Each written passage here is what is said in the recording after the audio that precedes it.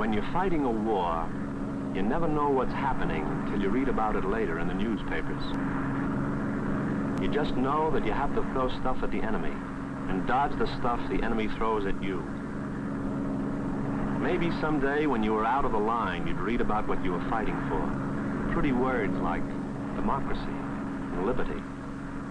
But while you were fighting, the prettiest ones were words like tanks and machine guns. That's the way most GIs felt about it.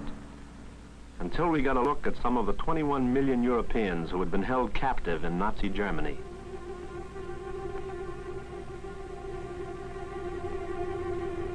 It was long ago, in the spring of 1945, but we'll never forget it.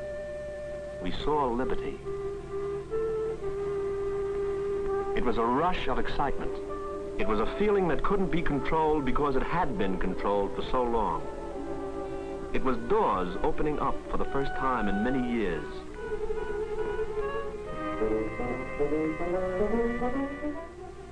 It was a celebration without champagne or confetti.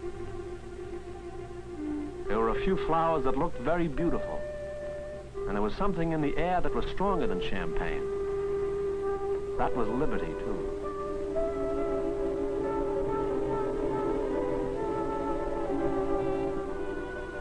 We learned about freedom from those who appreciated it most.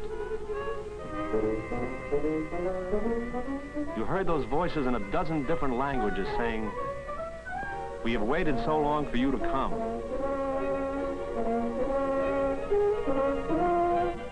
It made you feel kind of good to be among the soldiers who saw this part of the battle.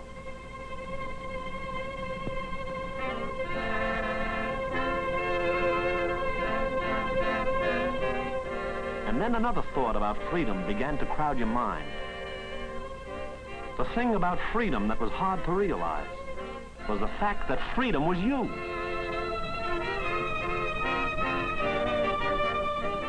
Freedom was a mixed-up thing. It was not all celebration.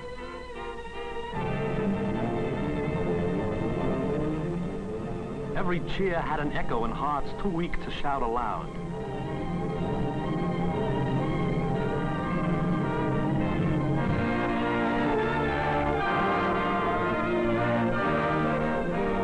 And yet, all this was part of the lesson we were learning. The lesson of liberty. We learned it from young kids who should have been studying the multiplication table. Yes, we saw freedom and liberty in that long, long ago of the spring of 1945. We saw the fancy words come to life and death.